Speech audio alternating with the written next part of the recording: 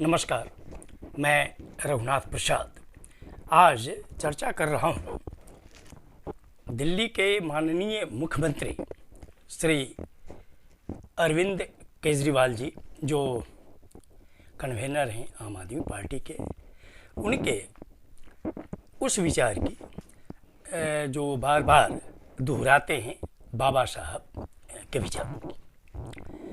5 अक्टूबर 2022 को दिल्ली के एक महत्वपूर्ण कार्यक्रम में दिल्ली सरकार के तत्कालीन मंत्री श्री राजेंद्र पाल गौतम जी ने भाग लिया था।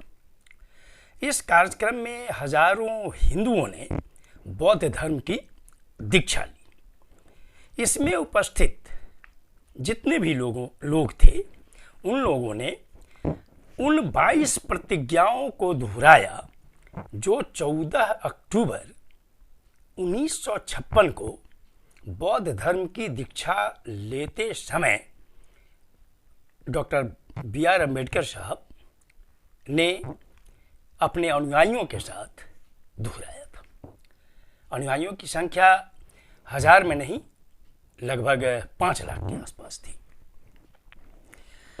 अब मैं यहाँ पर यह चर्चा करना चाहूँगा कि जैसे ही श्री गौतम साहब की बात मीडिया में आई, सामने आई, तो भारतीय जनता पार्टी के बहुत नेता उनके बयान प्रकट, चूंकि 22 प्रतिज्ञाओं में ऐसी बातें कही गई जो हिंदू धर्म के विरुद्ध हैं, उन्होंने प्रश्न उठाना शुरू किया।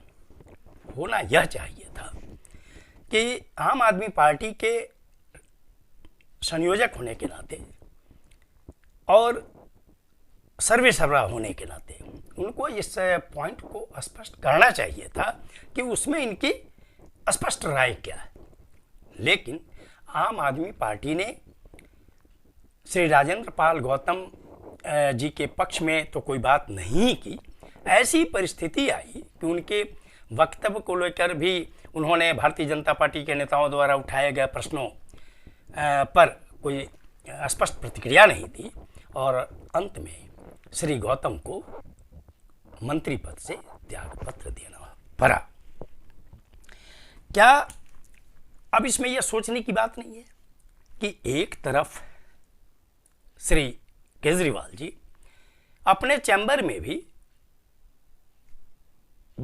बाबा साहब की तस्वीर लगाते हैं,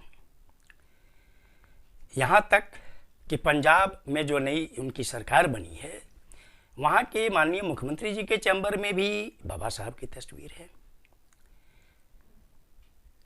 और यह एक अत्यंत ही दुखद बात है कि राष्ट्रपिता महात्मा गांधी जी की भी तस्वीर को वहाँ से हटा दिया गया। तो एक तरफ आप ढिढोरा पीट रहे हैं कि बाबा साहब के सिद्धांतों का समर्थन हमारी पार्टी कर रही है, लेकिन जब श्री गौतम ने हजारों लोगों के साथ प्रतिज्ञाओं को दोहराया, 22 प्रतिज्ञाओं को, जो नागपुर जहां पर दीक्षा भूमि स्मारक बना हुआ है, उस स्मारक पर भी ये 22 प्रतिज्ञाएं छपी हुई, लिखी हुई, तो इस पर स्पष्ट मत नहीं व्यक्त कर चुप रह गए और उनको त्यागपत्र देना पड़ा, सिर्फ इसलिए कि इनको भी यह दिखलाना है जनता को कि हिंदुत्व के ये बहुत बड़े पैरोकार हैं। मुझे याद आता है इस देश में एक ऐसे महापुरुष हुए समाजवादी नेता, प्रखर समाजवादी नेता, जिनकी कथनी और करनी में कभी कोई अंतर नहीं रहा। उनके मन में जो विचार था वही उनके सामने था।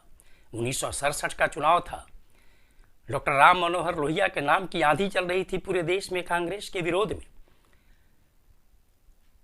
ये लग रहा था कि हो सकता है कि कांग्रेस केंद्र की सत्ता से बाहर हो जाए और बहुत राज्यों में तो बाहर होगी ही। वो डॉक्टर लोहिया के नेतृत्व में ही वो चुनाव लड़ा जा रहा था। भले विभिन्न पार्टियां अलग अलग चुनाव लड़ रही थी, लेकिन नाम डॉक्टर लोहिया का ही था। वो उनके जीवन का, राजनीतिक जीवन का सबसे उत्कर्ष काल था।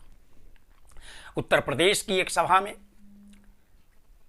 जब वो मंच पर जा रहे थे तो उनकी पार्टी के एक नेता ने उनसे कहा कि डॉक्टर साहब, अनुरोध है कि कॉमन सिविल कोड पर कोई चर्चा ना की जाए।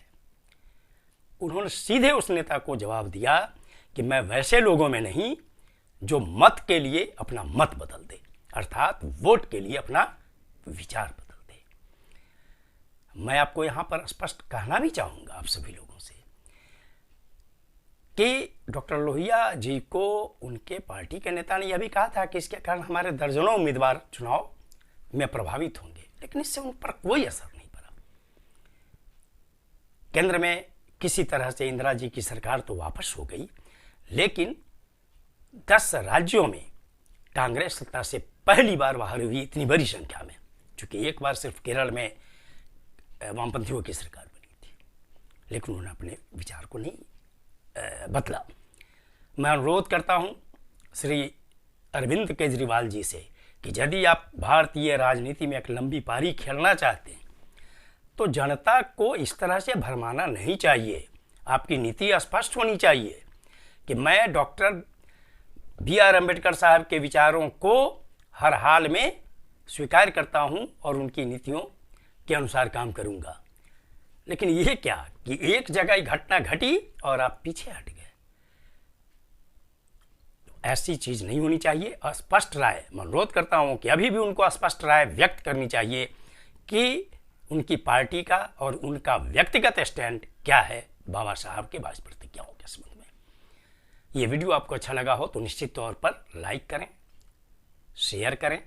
अब तक मेरे चैनल को आपने सब्सक्राइब नहीं किया तो सब्सक्राइब करें, बेल आइकन को अवश्य टच करें ताकि मेरे हर आने वाले वीडियो का नोटिफिकेशन आपको तुरंत मिल जाए। आप सभी लोगों के लिए शुभकामनाएं। धन्यवाद। जय हिंद।